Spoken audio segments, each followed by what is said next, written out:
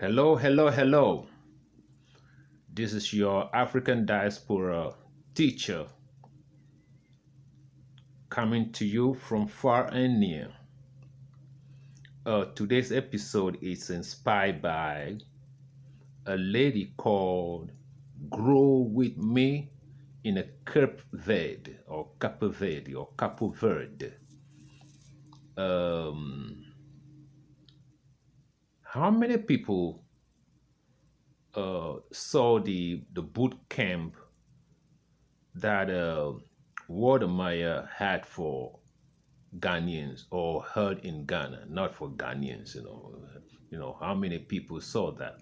There was something that, I picked on that boot camp last year, but I just kept it to myself until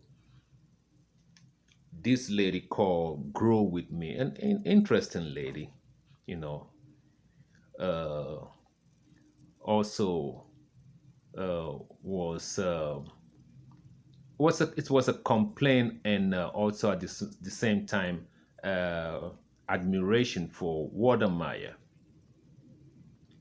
Okay, about YouTubers in Nigeria. So what happened is when I what I picked up on the boot camp in Ghana was similar to what she was also saying about YouTubers in Nigeria as a whole. So I said, okay, now what I saw is the same thing going on probably in the whole of Africa or in Nigeria. Um, a lot of people, the lady was saying, hey, before Wadamaya came to town, all these YouTubers in Nigeria were like, big boys and big, girl in their own big boy and big girl club that they were not really helping anybody to grow along with them because they've obtained a celebrity status. I said, oh, okay, this is what I saw in Ghana. When the boot camp was called, I realized that the Ghanaian or the YouTubers in Ghana, let me put it that way, the YouTubers in Ghana, because it could be, I think some Nigerians were also part, some other people from other African nations were also part of it. So it wasn't a Ghanaian thing. So the YouTubers in Ghana, predominantly with Ghanaians, the majority, I found something that was like opposite to Watermeyer. Okay. Okay. So what was opposite to the person who called the boot camp? I realized that most of the YouTubers were like really, really square, in their in themselves. They were not more open, They are not this open person like Wardamai was opened, down to earth. We throw that word around a lot. Down to earth, but the YouTubers in Ghana were really closed. They take themselves so seriously, like because it's like they have turned some. Everybody is on YouTube, so it's like I'm a celebrity, And knowing what Ghana is a very closed, society, and then uh, and most YouTubers coming from Europe, especially England, were in a club of their own because they could speak this uh, English, which I really don't fancy because when they speak like they have a hot potato in their mouth, and I don't fancy that kind of accent, but people think that is the Queen's English. So they come with this attitude coming from England, and they have a club of their own, and they were not really, really doing anything content wise because of the atmosphere where they come from. England is a closed society as well, because England is, Britain or whatever, UK, it's a small place. And when you live in a small place, your mind is not vast, you know, your horizon is not vast, you know. Wode went to China. China is a very vast place. And China was like almost like the US, with vastness. So vastness, atmosphere of vastness like that can also, reflect on the way you view your world. So Watermeyer being in uh, China and getting all kinds of negativity from Chinese about how Africa looks, was on a mission. You know, Watermeyer became an activist. This is where I'm taking my gist to. He became an activist, not just a young man with camera or with a attitude to vlog. He became an activist through vlogging.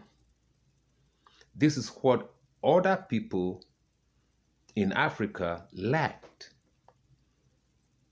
Okay, whether they're in Nigeria or they're in Ghana, everybody's vlogging, but who is an activist in what they are doing? You see, are you an activist to what you are doing? That's the difference between just vlogging, showing apartments, and showing how much $2 can feed you in a day in in Lagos or in Accra. But have you taken your vlogging to the next step, you know, as an activist? Activists deal with masses, okay? And colonized people were taught not to deal with masses because Massa, who taught us all our behavior in Africa, hate masses, okay? Because sovereignty belongs to the masses. And the European colonizer taught our intelligentsia to divorce themselves from the masses for a kickback. I hope you all get it. For example, when Kwame Nkrumah came to America, I like to put stories and I like to, connect things to make my case. When Kwame Nkrumah came to America, he came to during the time Marcus Garvey was on the scene. There was no internet, there was no YouTube, there's nothing at the time in 1920 something, in 30s. Marcus Garvey was able to, organize millions of black people, and even across the world when there was no telephone at the time. Pan-Africanism born in America and in Manchester. So Kwame Nkrumah was in Harlem, where the center of Marcus Garvey's movement was. When people march every Sunday, in their shining armor suit like military men, marching on 125th Street in Harlem, where Kwame Nkrumah was there selling fish. Kwame Nkrumah learned the method of organizing people because sovereignty belongs to the people. So when Kwame Nkrumah came to Ghana after going to the first Pan-African conference in Manchester and was invited by the intelligentsia, the the bourgeois in Ghana, the bourgeois in Ghana who invited Kwame Nkrumah divorced themselves from the masses because the masses couldn't speak English. They were not educated, and they were ashamed of their own masses who's supposed to take the Gold Coast back from the colonizer. So when Kwame Nkrumah came, Kwame Nkrumah looked at them and see how square they were, and in thinking, and they invited him to be their secretary. Okay, so he looked at them and said, "Man, you people were so backward and so square. You just waiting on the master to hand over the Gold Coast to you at the time he wished. But why about taking it now?" And they told Kwame Nkrumah, "Hold on, independence in the near future." Kwame Nkrumah said, "No, independence now." So Kwame Nkrumah started organizing the people. And the people that Kwame Nkrumah was organizing, these bourgeois people, called them veranda boys. Because they said, why you want to involve these people? They are not educated, they can't speak English, they are backward. Kwame Nkrumah said, "No, these are the people who would take the sovereignty for themselves from your masses." They said, "No, it can't happen." So Kwame Nkrumah forget about them and started, moving with the people. Activism. The activism that he learned from Marcus Garvey in New York, Harlem, 125th Street, was put into action. And he forget about them and form his own movement called the CPP, and the rest is history. So sovereignty belongs to the people. Activism move with people. The colonizer hate activism because it involved organizing people. The YouTubers in Lagos, Nigeria, or Nigeria and Ghana before, and the rest of Africa before the Wode Mayas came in, were operating in a mentality of white supremacists against their own self. They got a little bit of celebrity status, and their shit don't stink. Oh, don't talk about the ones who are coming from England into the YouTube community in Africa and speak the Queen's hot potato in your mouth language. Okay, they belong to the expatriate or movement in Accra. Oh, they don't even move with the Ghanaians. They had a membership of the expatriate. But back in the days when you hear about expatriate, is like the white people, the Europeans who are in the Lebanese, I don't even think about the Lebanese, but white people in my mind, when I was growing up, when I heard about expatriate, it's like white people who came, posted to a job, on a project, they are the one we call expatriate. But now Africans who went to England for 6 months coming back as expatriate and hang around with white people. So white supremacy is ruling, because when you're hanging around white people in Africa, you're going to take some, baggages of expatriate, white supremacy bullshit with you. Okay. So when I listened to the lady in Cape Verde, Grow With Me, about the bourgeois attitude amongst the YouTubers in Lagos, and I said, "Oh, this is a problem." Okay, and then and the way he used Wode Maya as the icebreaker, he becomes the icebreaker because to bring all these people, to bring them down from their high horse. Okay, what the Maya is doing is bringing these people down from their high horses, because every situation, the challenges that we face in Africa, right, needs activism. Because everything that we operate from white supremacist platform without even knowing it, which is eating us alive. Our attitude. You see, The problems we have in Africa needs activism. The activism needs to interfacing with real people. Something that the colonized mind we had is against. Something that the leaderships that we have is against. Okay. Take for instance, Ramaphosa. Cyril Ramaphosa, a president of South Africa, was given a slack in a gold mining business. Now he's a billionaire, in addition to the oppressors who are already mining gold and being billionaire in South Africa. So he doesn't really care how to grow the black people, the majority, to become entrepreneurs. He's not, because millions of entrepreneurs in South Africa will offset the minority white people who are holding our economy hostage in South Africa and now bringing it to the rest of Africa.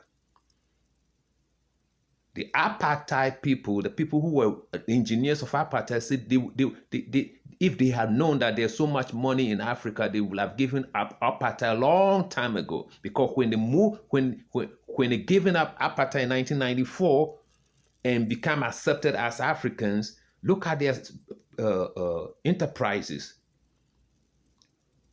6 million white people in South Africa controlling the commercial activity of 1.3 billion people in Africa. Why wouldn't be so rich? Your Vodafone, your Super ShopRite. Do you know? Ask yourself how many black people own shares of any significance in ShopRite. And do you know how many ShopRites across the 54 nations of Africa belonging to white people? They don't have to do anything. All the white people in Cape Town don't have to work. Their ShopRite is working for them. Their Safari, whatever telephone company is working for them. And people like Ramaphosa signature to that bullshit. And people like your president signature to that bullshit because they give them a share in these trillion-dollar businesses.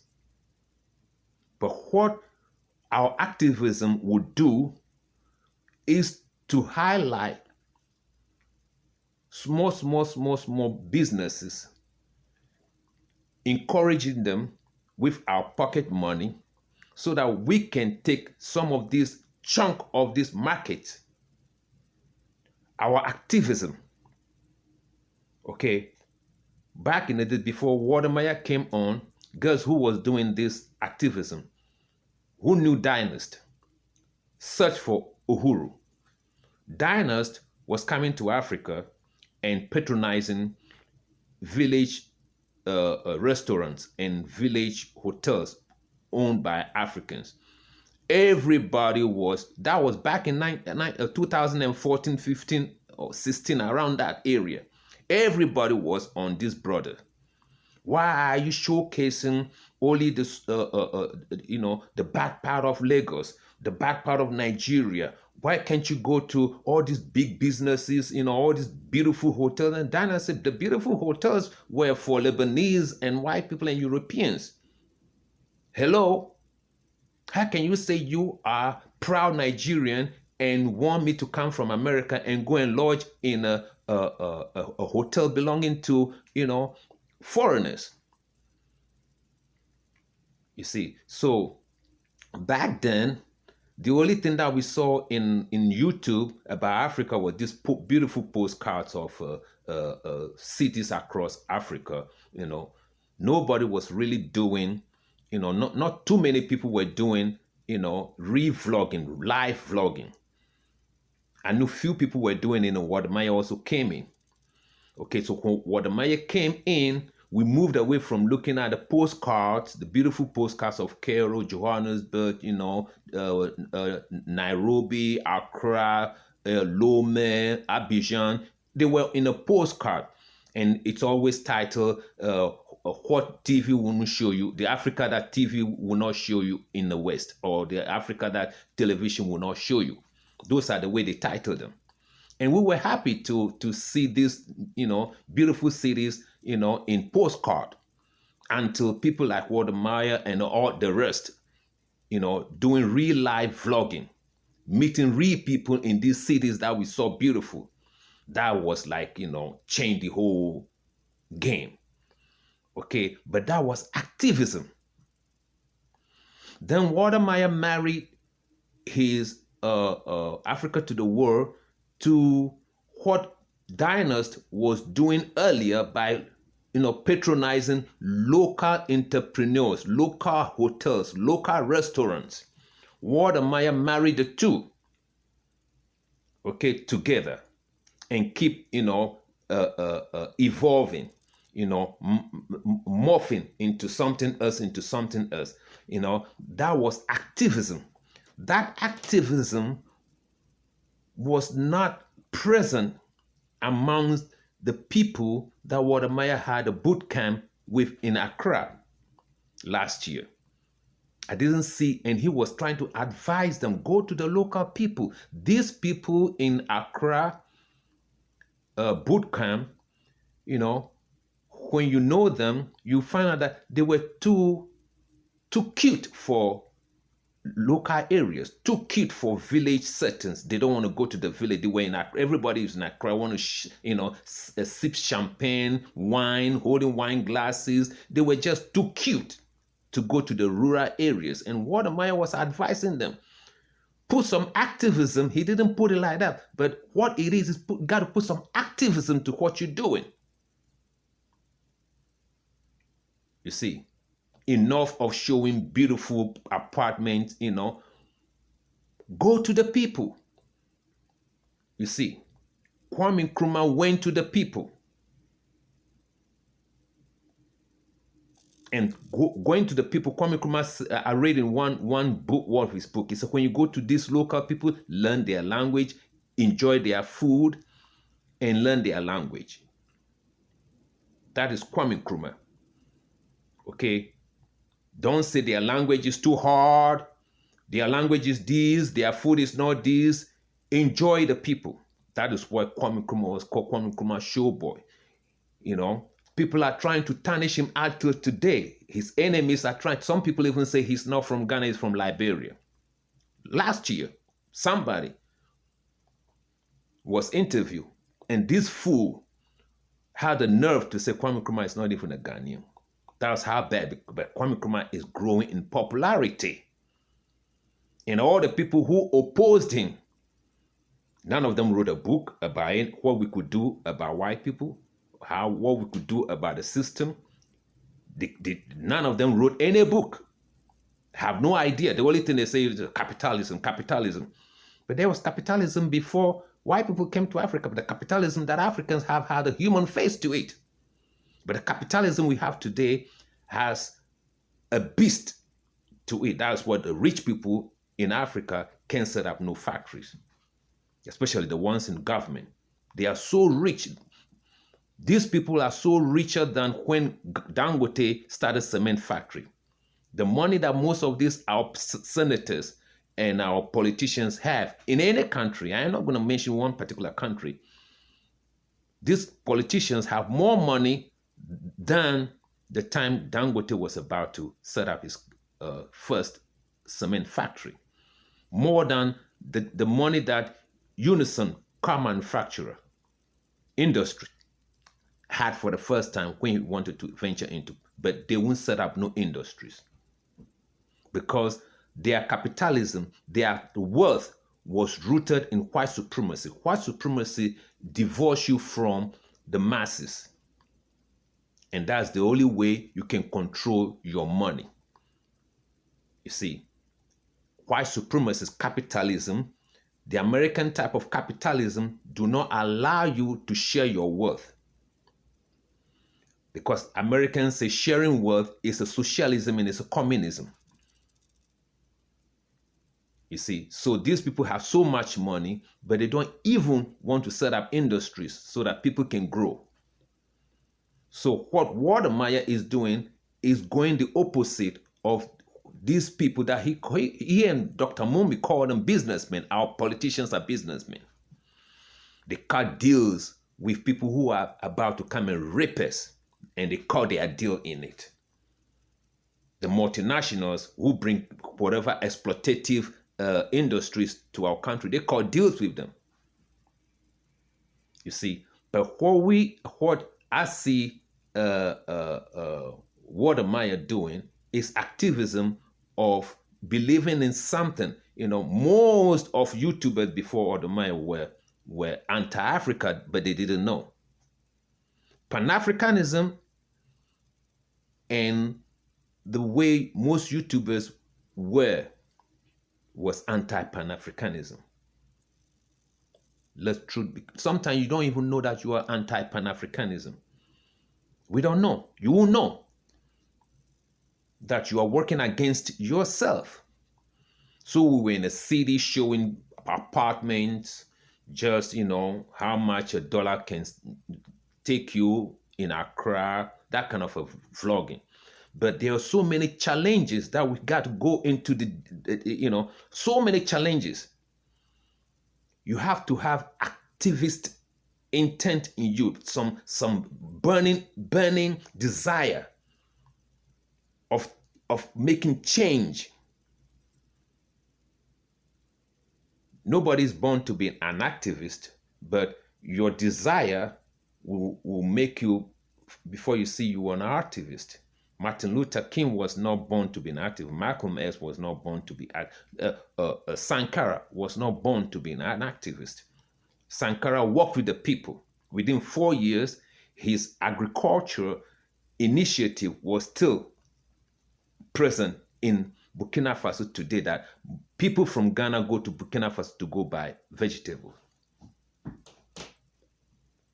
Running from a rainforest area where rain falls, land is so fertile, into a savanna to go buy tomatoes because of the activism of Sankara. You see, so when Grow With Me, the lady Grow With Me was commenting on what went on in Wode visit to Nigeria, all came down to me that we are working against ourselves. We don't even know. Appearing on YouTube shouldn't make us a celebrity.